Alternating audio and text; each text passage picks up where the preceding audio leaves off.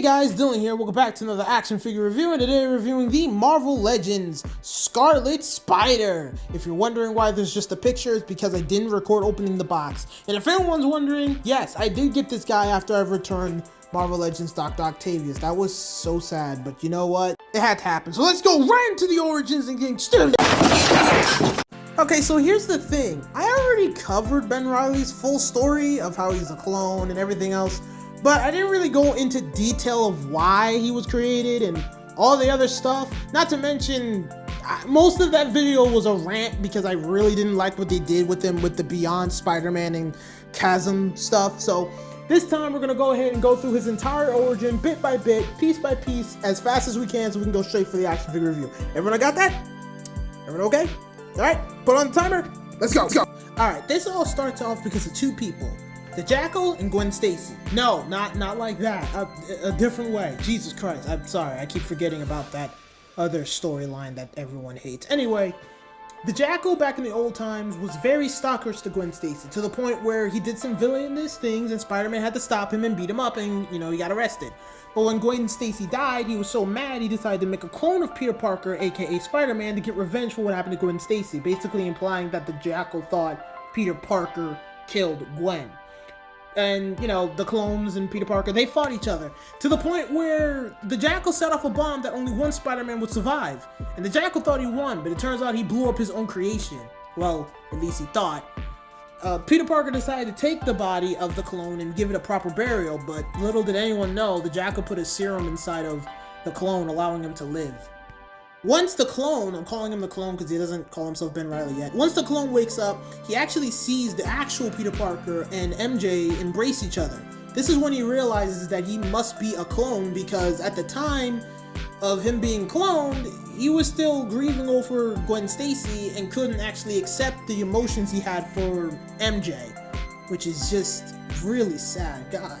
After that, he would actually stop trying to be Spider-Man and decide to spend the next 5 years in New York with a new name, of course, calling himself Ben Reilly, which is obviously, you know, like Uncle Ben, Ben Reilly, you get the combination of this.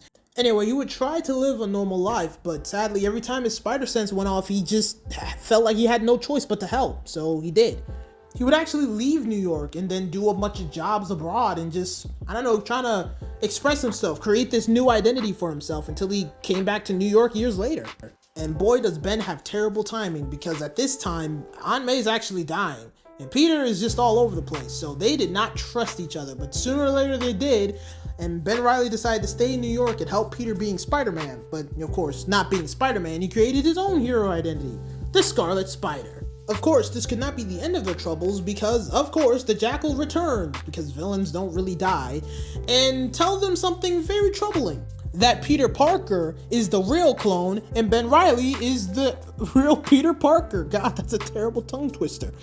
After dealing with the Jackal and a bunch of other things, they decided to keep their namesakes, but Peter decided to retire being Spider-Man because at this time MJ was pregnant and he wanted to be a responsible father, giving the title of Spider-Man to Ben Reilly. But before Scarlet Spider actually became Spider-Man, he did actually almost join the New Warriors, the Marvel superhero team, but he decided to leave because, you know, didn't want to show his identity.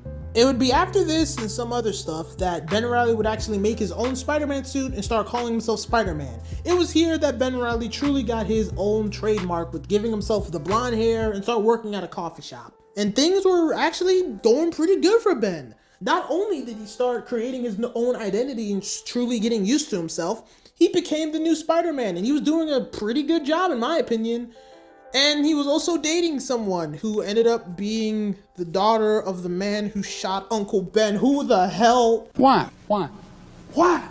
Anyway, Ben Reilly would go on a lot of adventures as Spider-Man, along with working with the X-Men and telling them his confused story and helping them stop Mr. Sinister from manipulating the Carnage symbiote, to the point where Ben Reilly actually had to take the mantle as Carnage's new host just to make sure Carnage didn't hurt anybody else.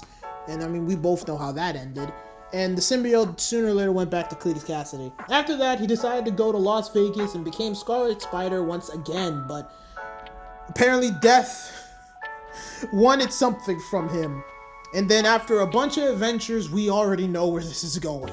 the Beyond story. We're not touching it. Let's just get into the action figure. I'm done. We're good. Timer stopped. Also, thank you so much, Nerdjetic, for your video, because if it wasn't for you, I would still think that Ben Reilly was introduced during the Clone Saga, which is a completely different story than Ben Reilly's origin. God, I really need to catch up on the stories. Anyway, let's go straight into the action figure, because I know that's the real reason why you're here. Oh, God. The painting description of this action figure is amazing. Now, I understand it is literally just red plastic, but you gotta understand, this is Scarlet Spider. This is him, and that's what makes it perfect. This design, the patches, the silver on his web shooters and the belt, and the blue on the jacket, along with the cut under it, make you really see, and it's just so good. I love it. Like, you compare this to the comic book, it's the exact same thing. The eyes look nice and clean too. I love the jacket, the way it is. It's just perfect. I got nothing bad to say. It's just perfect. For accessories, it comes with 2 open hands, aka wall crawling hands, and you know, they look nice. They are just red plastic. It doesn't change the fact that it still looks cool. And it also comes with some web shooting hands. Look at that. Looks like Hasbro finally learned their lesson. More accessories for Spider-Man, and with all these together, this thing looks pretty cool. And I would have took more pictures, but oh boy, don't you love stands? Don't you love these tiny little plastic things that just break so freaking easily? Like, God almighty. And don't you love when you have to assemble them? I love to assemble them. I love to assemble.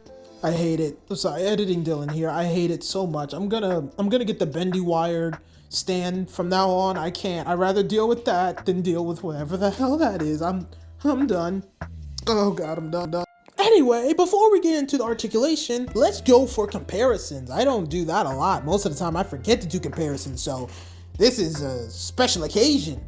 Next to the Marvel Legends Scarlet Spider, we have the Marvel Legends Scarlet Spider, or Kane version of Scarlet Spider. Still love this design, always will, and for a long time I thought that this was Ben Reilly's Spider-Man, which should tell you a lot of what you thought I knew. I did not know. Oh my God. But, you know, both these suits look really cool. Kane and Ben Reilly together, they look really nice.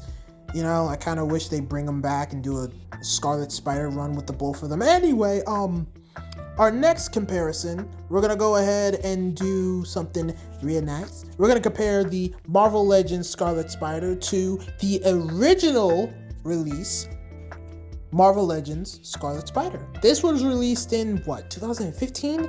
No, that's not right. But the point is, this is really old, and it's really cool to compare where Marvel Legends was and where they are now, the difference between the details and the sculpting, the articulation. It just really shows, and it's really cool to just put these guys together because it just looks really nice. You know, it just looks really good, really nice. And just for the heck of it, we're going to compare the Marvel Legends Scarlet Spider to my next review, the Marvel Legends Spider-Man Last Stand. I love this action figure. Say anything else, I will hurt you. And if my boy Dark Knight 47 is seeing this, I'm cooking up something, so you'll see it next Friday. But yeah, no, these guys look pretty nice, pretty good. And now it's time for the articulation, and my God, compare this to the older one. The new one wins. The other one, the old version of Scarlet Spider, did not have butterfly joints. This one does, but it's only because of the way they designed the freaking hoodie. And I mean, it's not really anything special. We've seen this before. It's just comparing the two, this one wins out of the park, especially for Spider-Man that is so freaking articulate. I mean, he's not Spider-Man, Scarlet Spider is a different person, but you get the point. It's just really cool articulation. God, I really like this figure. This is nice. Really good, really good. There is a problem with it though. The drop hip thing only works on one side. The other side, it doesn't work. And I've tried warming it up. I've tried doing pretty much everything, but it doesn't work. I do like the fact though, this action figure has articulated toes. But I also did have to modify this thing because the joints that keep up the arms were a little too loose. So I used my super glue trick to tighten up the joints. So now it feels nice and good. But yeah, besides that, it's pretty good. And now it's time for our rating. For painting and description, this action figure gets a star. Obviously, this thing is amazing. There's no ifs, ands, or buts of it. For articulation and accessories, it still gets a star. Even though I did have to tighten up the pegs with some super glue, I didn't actually have to do it. The joints actually moved good on their own. I just did that because I like to know that it's not gonna break off one day and the super glue will thicken up a little bit more, so I don't have to deal with that. And for pricing, $24.25, this thing gets a whopping 3 stars. This action figure is everything everyone says about it online. It is awesome. I highly recommend it. I mean, seriously, this thing is just, it's everything that anybody who's a big fan of Ben Reilly Spider-Man, Ben Reilly Scarlet Spider, Ben Reilly in general would enjoy. This thing is just off the chain. Amazing. But with all that being said, thank you guys for watching. Like this video, give me a like and a subscribe. I'll see you guys next time. The next review will be Spider-Man Last Stand. That's going to be a little special video because not only are we doing the toy review, it'll be mixed up with something a little special that I hope you'll enjoy. The next review after that will be, well, I actually don't know. I mean, I got the new Wasp and someone from the Hydra that's important, but not as important as Baron Zeno or Red Skull, but he's still pretty cool. Either way, I'll see you guys next time.